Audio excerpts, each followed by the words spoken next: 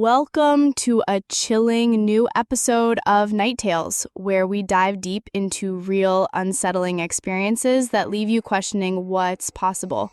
I'm Emma, and with me, as always, is... Liam. Today, we've got a story that'll stick with you long after the episode ends. We're joined by Daniel, who's here to share a haunting experience about his old friend Jason. This one's not about ghosts or demons. It's about something far scarier, the unraveling of a human being. Daniel, take us back to the beginning. What happened? Thanks, Emma. Liam. My name's Daniel, and I've always believed God's with us, even in the darkest moments. But that summer, I saw something that still steals my sleep. It started when I noticed my old friend Jason wasn't doing well. We'd been close for years. Jason was this warm, faithful guy, always full of life. But his messages got short, weird, cold. His last call, his voice sounded hollow, like he was speaking from the bottom of a well. That's eerie, right off the bat. What made you decide to check on him? I couldn't shake the feeling something was wrong. I'm from a different town, but I just grabbed a bus ticket and headed to his city without telling him. I needed to know he was okay. When I got to his place, though, the guy who opened the door, he looked like Jason, but something was off. Off how? Describe it for us. His house was in this quiet street, but it reeked of dampness, smoke, and something I can't quite name, maybe like wet graveyard dirt. When he opened the door, he gave this half smile, but his eyes, I didn't recognize them. They were empty, like looking into a void. I asked, "You okay, man?" He just said, "Yeah, just tired. Been to the doc, got some pills, I'll be fine." But it didn't feel fine. That's chilling. Liam, this sounds like someone who's already slipping into a dark place. Psychologically, when someone's behavior shifts so drastically, it could point to mental health issues, stress, or even something like substance abuse. Yeah, those sudden personality changes can be a red flag. Daniel, what happened as you spent more time with him? Every day he got darker. He had these random outbursts. One time, he spilled tea on the table and just threw the mug at the wall, shattering it. Then he stared at the crack in the plaster like he didn't even know what he'd done. His bathroom trips were weirdly long, 30, 40 minutes. Once, passing by the door, I heard this muttering. Not in English, not in any human language. It was like claws scraping on metal. That's so unsettling. The muttering, the outbursts, it's like he was losing control. From a psychological standpoint, this could suggest dissociation or even a psychotic break. The isolation in those long bathroom trips might mean he was hiding something, maybe struggling with addiction or intrusive thoughts. Yeah, it got worse. He started pulling away from church, which was huge for him. When I mentioned prayer, he'd scowl. One time, I was reading the Bible and he covered his ears, his lips trembling. He whispered, "Stop, your voice hurts." It gave me chills. That's intense. It sounds like he was battling something deep inside. Did you notice anything else about the house or his habits? The house felt wrong. It was cluttered, dirty dishes piled in the sink, flies buzzing around. The air was thick, like it hadn't been aired out in months. At night, his room was always dark, but one time I saw this red glow under his door, like candlelight. I didn't dare open it. Then one day, while looking for his insurance papers, I found something in his closet. A Ouija board, covered in weird symbols and what looked like dried blood stains next to it. Oh, wow. A Ouija board? That's creepy, but let's unpack this. Daniel, you said you're a man of faith. How did finding that board hit you? It shook me. Jason was devout, so seeing that board with those symbols felt like the betrayal of who he was. The bloodstains, or whatever they were, made my stomach turn. It was like the house itself was tainted. That's a jarring discovery. Emma, finding something like that could push someone to question everything they know about a person. It's not just the object, it's the implication of what they might be involved in. Exactly.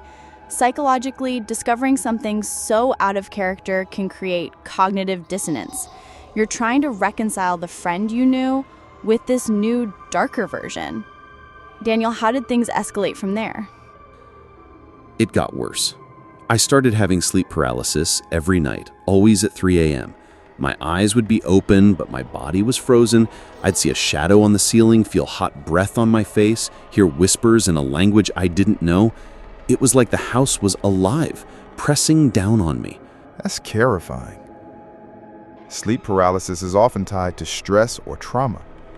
In a place like that, with all the tension and fear, it's no surprise your mind was reacting. What was the breaking point for you? The final straw was one rainy night during dinner. Jason said, "I made food tonight. Sit." He brought out a plate of creamy pasta, but it smelled sour, like spoiled milk. I watched him eat, and it wasn't normal. He wasn't savoring it. He was devouring it like he was starving beyond human limits. His hand shook, but he kept shoving spoonfuls in his mouth. When I looked at the pasta, I saw it was moldy, green, velvety fuzz with black spots. It reeked of death. Oh my God, that's horrifying. Moldy food. That's not just gross, it's dangerous. What did you say? I blurted out, "Jason, this food's rotten." He just smiled, no emotion, and said, "No, this is what it's supposed to taste like. It's fresh."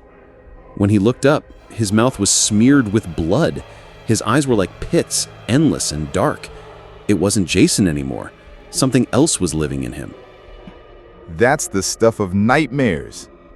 Emma, this sounds like someone who's completely detached from reality. Eating spoiled food without reacting? That could point to severe mental deterioration, maybe even psychosis or neurological issues. Absolutely. The blood in his mouth is particularly alarming. It could be from something physical like gum disease or injury, or it could symbolize a deeper psychological collapse. Daniel, what happened after that night? I didn't sleep.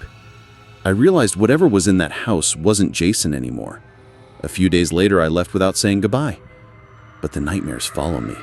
That whispering voice comes back in my dreams saying, "You were too late, Daniel. Too late." Sometimes, when the lights are off, I see a bloody smile in the mirror and a hand reaching out with a rusty spoon. That's chilling. Emma, this story hits hard because it's not about ghosts. It's about losing someone you love to something you can't explain. It's the kind of trauma that sticks. Totally. From a psychological perspective, Daniel's experience shows how witnessing a friend's decline can create a sense of helplessness and guilt. You're left wondering if you could have done more. Daniel, how are you coping now? It's tough. My faith keeps me grounded, but I still check mirrors at night, half expecting to see that smile. I pray for Jason, but I don't know if he's still out there or if he's gone for good. That's heartbreaking. Let's talk about the broader picture. Emma, what do you make of how Jason's environment might have played into this? The house sounds like a perfect storm for mental decline. Isolation, clutter, filth. It's like a physical manifestation of chaos. Studies show that a disordered environment can amplify anxiety and depression, even trigger dissociative behaviors. Add in some substance abuse or untreated mental illness, and you've got a recipe for someone to spiral. Yeah, and the Ouija board adds another layer. Even if you don't believe in the supernatural, it suggests Jason was dabbling in something dark, maybe as a way to cope with whatever he was going through. It's like he was reaching for control in a life that was falling apart. That makes sense. The Jason I knew would have never touched that stuff. It's like he was desperate for something, anything, to make sense of his pain. That desperation is so human, but so tragic.